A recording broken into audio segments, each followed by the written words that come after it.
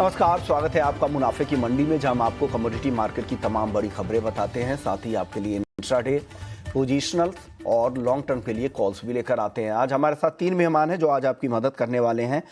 भाविक पटेल हैं, ट्रेडबुल सिक्योरिटीज़ के senior research analyst हैं। अजय केडिया हैं, एमडी हैं और रिसर्च हेड हैं केडिया कमोडिटीज़ के। और bmazumdar.com से बिटूपन मजुमदार हैं, टेक्निकल एक्सपर्ट है। आप तीनों मेहमानों का बहुत बहुत शुक्रिया।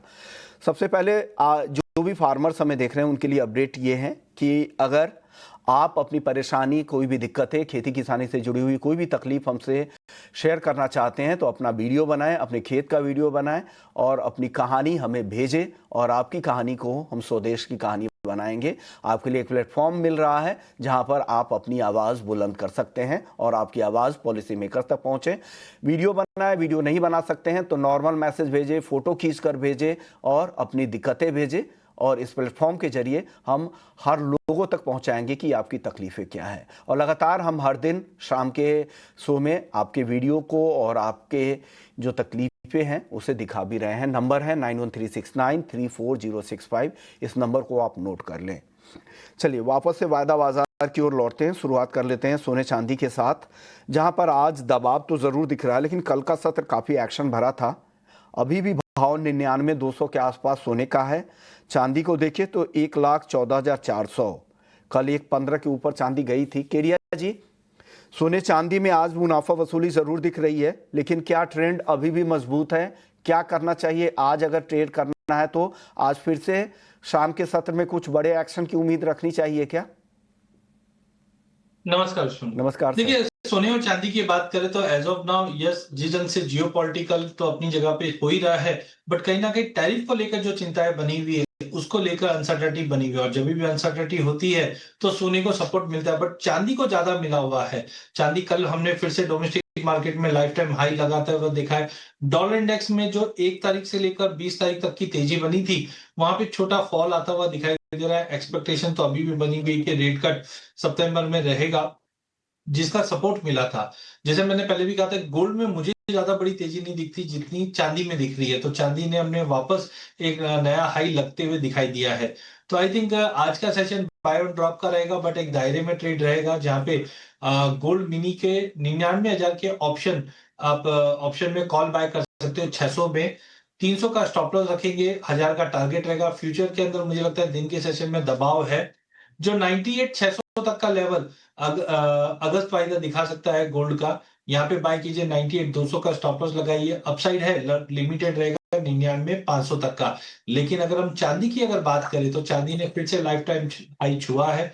बस $40 का लेवल इंटरनेशनल में तोड़ नहीं पा रहा है, ये दूसरा मौका रहेगा। तो ये हफ्ते आपको देखना ये है कि $40 का लेवल ब्रिच होता है या रिवर्ट बैक करता है। बिकॉज 40 के ऊपर गया तो ही हम 4240 4250 तक का लेवल देख पाएंगे, जो डोमेस्टिक मार्केट पे 1,30,000 बन जाता है। तो टाइमिंग आज प्योरली इंट्राडे के लिहाज से सिल्वर मिनी का 1,14,000 का कॉल लेना है 1200 रुपए में। 700 का स्टॉप लॉस लगाएंगे, 2,000 का टारगेट रहेगा। फ्यूचर में अगर आप ट्रेड कर रहे हैं तो सितंबर वाइदा 1,13,600 में लेके चलेंगे। 1,12,800 का स्टॉप लॉस लगाएंगे। 1,15,500 जो पिछला हाई है उसके नियर बाय वापस जाता हुआ दिखाई दे सकता है। तो आप फ्यूचर्स में खरीदना है, डिप का इंतजार करें, नीचे आने दे भाव 1,13,600 पे। चांदी 98,600 के आसपास सोने के आने दे। लिमिटेड अपसाइड सोने में दिख रही है, चांदी में तेजी थोड़ी ज्यादा दिख रही है। 1,15,500 तक चांदी फिर से जा सकती है। नया हाई फिर से MCX पर बन सकता है, ऐसा केडिया जी को लग रहा है। तो डिप का इंतजार करें, फिर खरीदारी करें, या फिर ऑप्शंस के जरिए गोल्ड और सिल्वर मिनी के ऑप्शंस भी उन्होंने शेयर कर दी है, वो भी आप यहाँ पर खरीद सकते हैं। कॉल ऑप्शंस खरीदारी की सलाह यहाँ पे दी जा रही है। सिल्वर मिनी के 1,14,000 के स्ट्राइक की कॉल खरीदे 1200 पे, 2,000 का टारगेट है। गोल्ड मिनी की में भी ऑप्शंस ही खरीदने की सलाह यहाँ पर दी जा रही है। 99,000 के स्ट्राइक की कॉल खरीदे 600 रुपए में, 1,000 तक जाने की संभावना है। बिटूपन, आप बताइए आपकी राय, सोना और चांदी दोनों पर क्या है?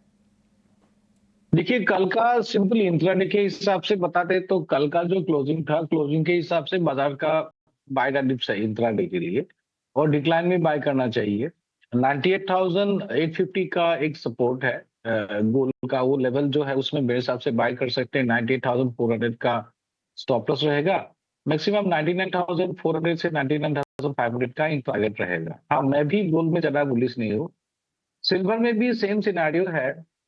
सिल्वर में थोड़ा डीप और चाहिए 11,000 मतलब 1,14,000 के आसपास मेरे हिसाब से यहाँ से 400-500 पे नीचे बाइंग बनेगा। 15,200 तक मेरे हिसाब से टारगेट बन सकता है और 13,600 के नीचे स्टॉप लॉस रहेगा। मेरा एक मानना क्या है कि विश्वमोहन जी, गोल्ड में जो अपसाइड है ये थोड़ा यूएस के जो भी क्रिप्टो के पॉलिसीज है, ये शायद कहीं ना कहीं गोल्ड को बैकफायर कर सकता है। जो स्टेबल कॉइन के ऊपर जो फोकस है, जो यूएस के ट्रेजर्स को सेफ जगह पे रखने के लिए, तो एक प्रॉक्सी जो है यूएस ट्रेजर्स के लिए, वो शायद गोइंग फॉरवर्ड को अपसाइड के लिए कैप करेगा गोल्ड को। लेकिन फिलहाल के लिए जोन में इंट्राडे के हिसाब से, कल के क्लोजिंग के हिसाब से, चार्ट के हिसाब से थोड़ा सा बाइंग है। चार्ट के हिसाब से थोड़ी बाइंग यहाँ पर आपको दिख रही है। आप बताइए भाविक, आप क्या सलाह दे रहे हैं सोने और चांदी में जिन्हें ट्रेड करना है, उनके लिए आपकी तरफ से क्या कॉल है आज?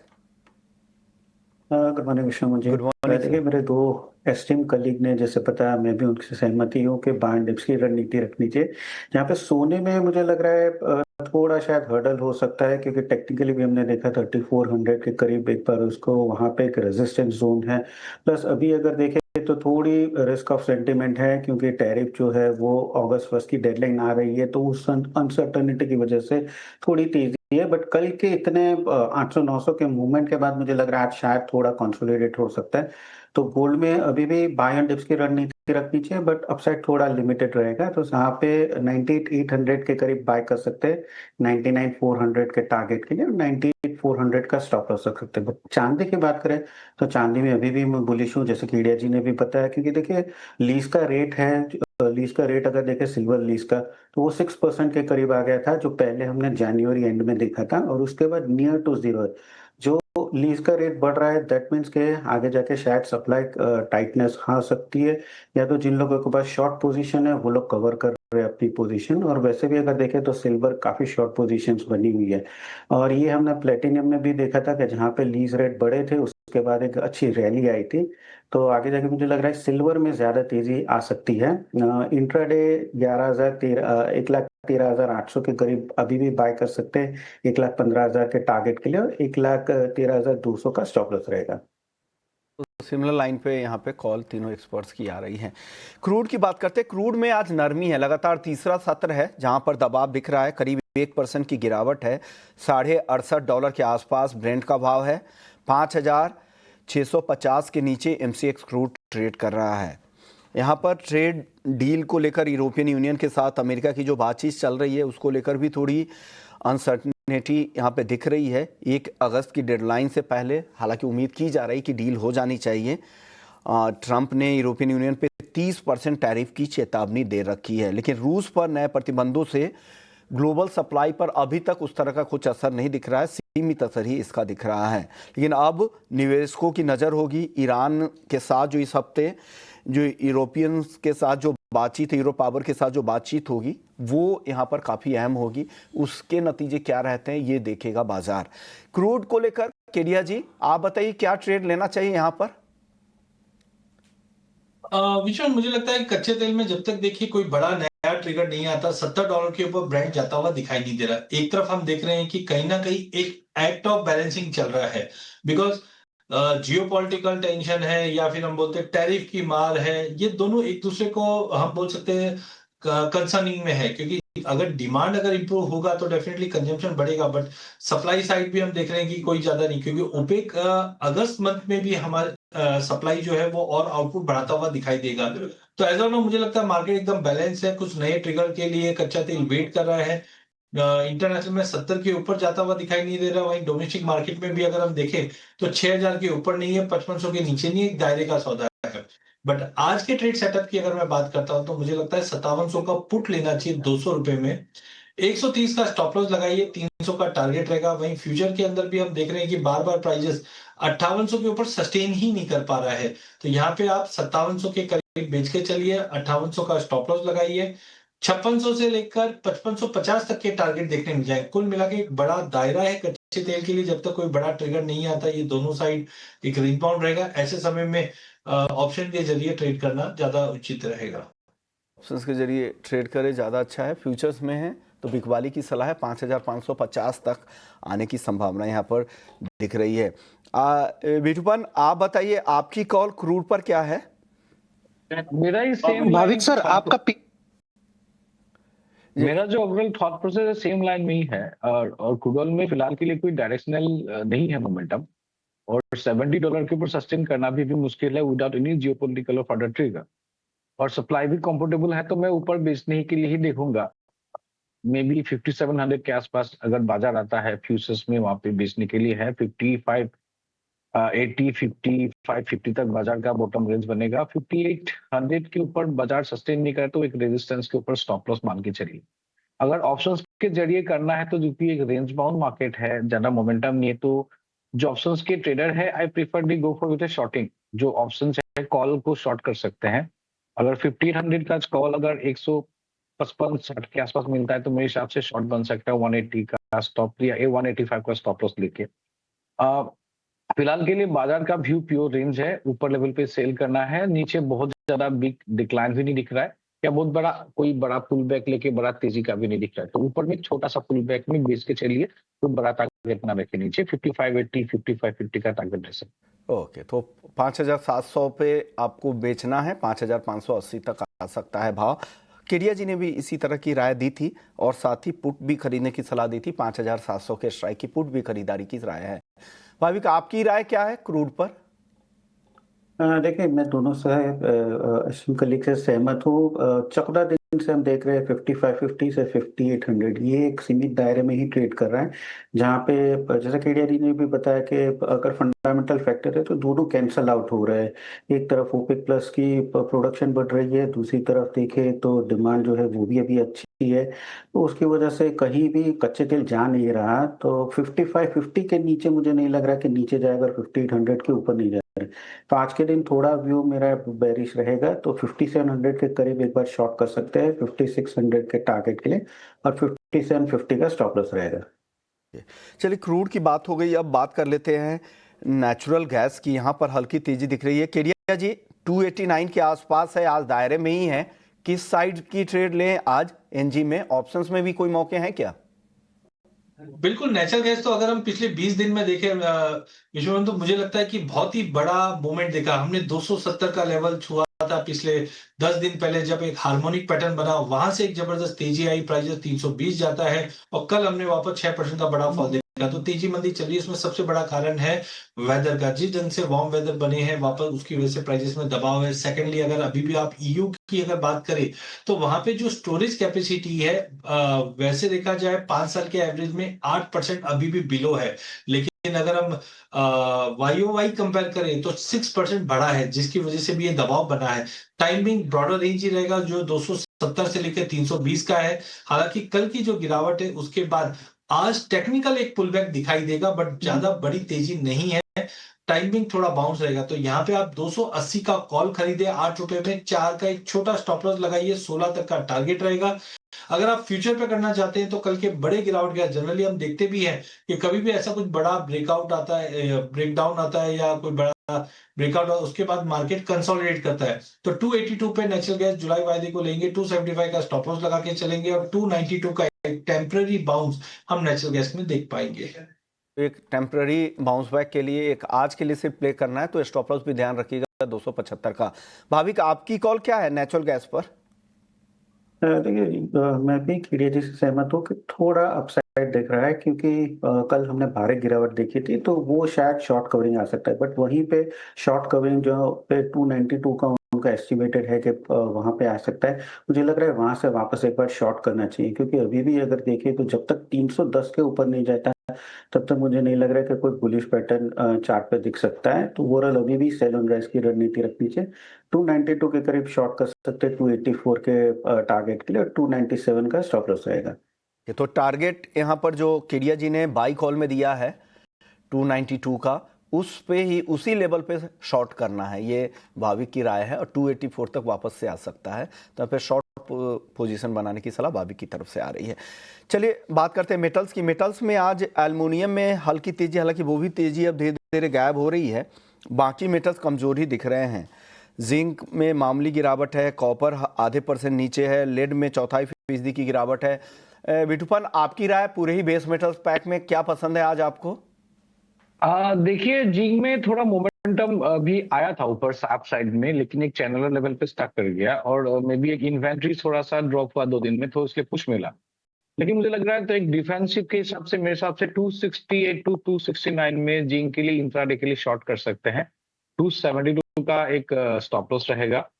इमीडिएट 265 टारगेट रहेगा, 262 का सेकंड टारगेट रहेगा। तो थोड़ा स्टॉप लॉस मेंटेन करके करें। मुझे लग रहा है 268 269 में जिंक शॉर्ट कर सकते हैं इसके लिए। तो जिंक 268 269 के आसपास में शॉर्ट करे, 262 तक जा सकता है। केडिया जी, आपकी टॉपिक क्या है बेस मेटल्स में? पूरे बेस मेटल पैक में हमने काफी अच्छी देखी है। एक चीज ध्यान रखी है कि जब भी चांदी में ऐसी तेजी आती है तो कॉपर उसको फॉलो जरूर करता है, बट कॉपर में हमने बार बार देख रहे हैं कि 900 के ऊपर प्राइसेस बिल्कुल सस्टेन नहीं कर पा रहा है। तो टेम्पररी मुझे लगता है दबाव मिलेगा। हालांकि पिछले 2 दिनों में चाइना में काफी बैठक है जहां पे इकोनॉमी को स्टेबल करने की कोशिश की जा रही है। इसी के चलते हमने स्टील के प्राइस में, आयरन ओर के प्राइस में काफी बड़ा जंप आते हुए देखा है। बट हालांकि बाकी मेटल्स पे उसका कोई ज्यादा असर नहीं दिखा क्योंकि ऑलरेडी रैली कर चुका था। तो टेम्पररी बिल्कुल इंट्राडे के लिहाज से कॉपर जुलाई वाइजा 895 पे बेचना है, 900 का स्टॉप लॉस लगाना है, 888 का टेम्पररी फॉल है।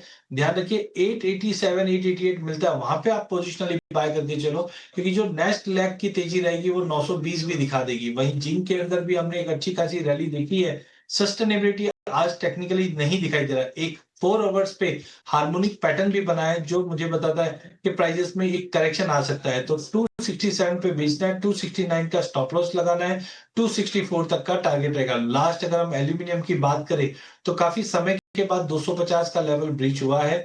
एज ऑफ नाउ हम देख रहे हैं बॉक्साइट और एल्यूमिनियम के प्राइसेस कंटिन्यू प्राइसेस को सपोर्ट भी दे रहे हैं।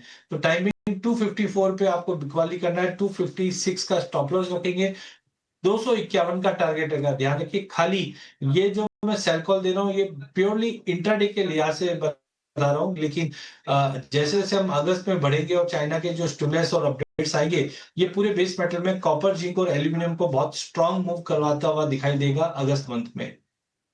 आप बताइए भाविक, आपकी तरफ से कोई एक कॉल जहां पे आपका कन्विक्शन ज्यादा है? अगर एल्युमिनियम पे हो तो बेहतर है क्योंकि आज वो थोड़ी तेजी भी दिखा रहा है।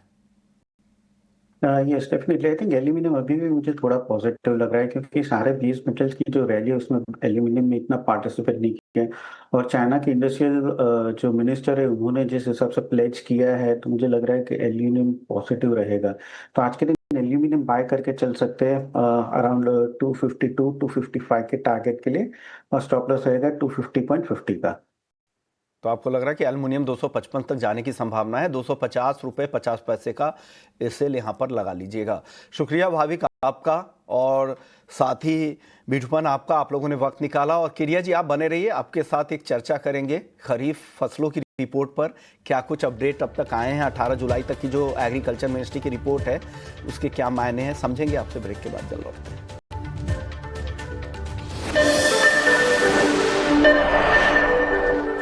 तेजी गायब हो चुकी है ना, हल्दी में हल्की तेजी है, धनिया में आधे % की तेजी है। क्या पसंद है आज आपको? मसाला पैक मुझे लगता है अभी भी काफी तेज है, खास करके अगर हम धनी की बात करें तो काफी अच्छा ब्रेकआउट प्राइसेस में ऑलरेडी आ चुका है। हालांकि हायर साइड पे दबाव बार बार में बन रहा है, तो नई तेजी के लिए 8000 का लेवल तोड़ना इंपॉर्टेंट है। बट इमीडिएट की अगर मैं बात करूं तो 7650 पे लेके चलेंगे, 7550 का स्टॉप लॉस रखेंगे, 7850 का टारगेट रहेगा। हल्दी के अंदर एक हार्मोनिक पैटर्न बना हुआ है जो 12900 के नीचे प्राइसेस को जाने नहीं दे रहा है। सोइंग इस बार अच्छी है, मौसम अच्छा है, जिसके चलते अपसाइड थोड़ा कैप है, बट बैलेंस शीट बहुत ज्यादा टाइट होने की वजह से कोई फ्री फॉल जैसी सिचुएशन नहीं दिखाई दे रही है। 13100 पे लेके चलेंगे, 12800 का स्टॉप लॉस रखेंगे, 13500 का टारगेट रहेगा। लास्ट अगर हम जीरे की बात करें तो जीरे के अंदर सीरिया तुर्की साइड में हमने फ्लैश फ्लड जैसी सिचुएशन देखी है, तो ग्लोबल मार्केट की सप्लाई इस बार थोड़ा डिस्टर्ब होते हुए दिखाई देगी जो प्राइसेस को सपोर्ट करेगा। हालांकि हमारे पास क्रॉप साइज काफी अच्छा है, प्रोडक्शन अच्छा है, जिसके वजह से बड़ा अपसाइड नहीं है, बट 19200 पे लिया जा सकता है। 18800 के स्टॉप लॉस से 19800 का टारगेट रहेगा। व्यू आप 2 से 3 दिन का बना के चलिए। छोटा जवाब एक ग्वार पर दे दीजिए। यहाँ पर सुस्ती दिख रही है, तेजी टिक नहीं पा रही, कल तेज गिरावट दिखी थी, अब क्या करें? सुस्ती बिल्कुल है और साथ में तेजी टिक नहीं पा रही। इसके लिए ऑप्शन के अंदर 52 ऑप्शन के अंदर 52 का पुट खरीद के चलिए। पुट खरीदना मतलब मंदी करना होता है। तो 20 रुपए में 5200 का पुट मिलेगा, 5 का स्टॉप लॉस लगाएंगे, 45 का टारगेट रहेगा। फ्यूचर में मुझे लगता है टेम्पररी आज इंटरडे के लिहाज से बिकवाली कीजिए, 5180 का टारगेट रहेगा। गवार गम में भी 9550 का टेम्पररी पुल बैक देखने मिलेगा। ओके, तो यहाँ पर दबाव की संभावना यहाँ पर ज़्यादा दिख रही है। जो कॉल है ये सेल कॉल है, 9550 तक नीचे आने की ग्वारगम की संभावना है और ग्वार सीड में पुट खरीदने की सलाह यहाँ पर केडिया जी की तरफ से है। चलिए सर, अब खरीफ फसलों की बुआई के नंबर देख लेते हैं। जो रिपोर्ट है 18 जुलाई की, हालांकि जो रफ्तार थी वो रफ्तार धीमी पड़ी है। हालांकि धान के जो नंबर है रकबा के वो काफ़ी अच्छे दिख रहे हैं पिछले साल से अब तक, दलहन के अच्छे हैं, लेकिन तिलहन और कॉटन यहाँ पर कमी आई है। सर, क्या आप कैसे रीड करते हैं इस डेटा को? देखिए, बिल्कुल अगर हम देखें तो पहले इस बार प्री मानसून गायब होता हुआ दिखाई दिया, तो उम्मीद थी कि बारिश काफी अच्छी रहेगी और उसी के चलते सोइंग एक्टिविटी भी बढ़ी थी। बट जिस ढंग से अब हम देख रहे हैं सोइंग का पेस बढ़ा है, जिस ढंग से हैवी रेन खास करके गुजरात, राजस्थान यहाँ पे हुआ है, उसकी वजह से थोड़ा सा रफ्तार कम पड़ते हुए दिखाई दी है। अब तक भी अगर सोइंग एरिया की बात करें तो 4% हायर बता रहा है लास्ट ईयर के मुकाबले, जो करीबन 708.31 लाख हेक्टेयर के आसपास था। खास करके ध्यान देना है पैडी के अंदर, मेज में, जहाँ पे एकरेज बड़े हैं, जबकि सोयाबीन और cotton in line of expectation है। बिकॉज सोयाबीन में भी हम देख रहे हैं प्राइजेस ज्यादा ठीक ठाक नहीं है और कॉटन में भी, जिसके इस बार स्विंग में कमी आई है। आईएमडी ने जो रिपोर्ट बताया वहां पे ऑलमोस्ट सरप्लस मानसून जरूर बता रहे, बट अनइवन डिस्ट्रीब्यूशन है। खास करके जैसे महाराष्ट्र में हम बोल रहे बारिश कोस्टल एरिया पे ज्यादा है, बट मराठवाड़ा में कम है। राजस्थान में कुछ जगह पे बाढ़ें आ रही है, कुछ जगह पे बारिश थोड़ी कम है। बट कुल मिला के तुअर, कॉटन, सोयाबीन यहाँ पे क्रॉप अगला जो पीरियड रहेगा 10-12 दिन, इन पे नजर रखना चाहिए। कुल मिला के ठीक है, बुआई अच्छी है, लेकिन सोयाबीन कॉटन में कमी है, और जबकि पैडी और मेज के एक्रेज बड़े हैं। ये रिपोर्ट है खरीफ फसलों को लेकर। शुक्रिया केडिया जी, आपने वक्त निकाला, हमारे दर्शकों को गाइड किया। चलिए, मुनाफे की मंडी में फिलहाल इतना ही। वक्त है ब्रेक का। ब्रेक के बाद लौटेंगे तो आपके लिए एफएनओ जंक्शन लेकर आएंगे। बाजार, इक्विटी मार्केट में किस तरह का एक्शन है, वायदा बाजार में क्या कुछ हो रहा है, बताएंगे आपको सब कुछ ब्रेक के बाद। जल्द लौटते हैं।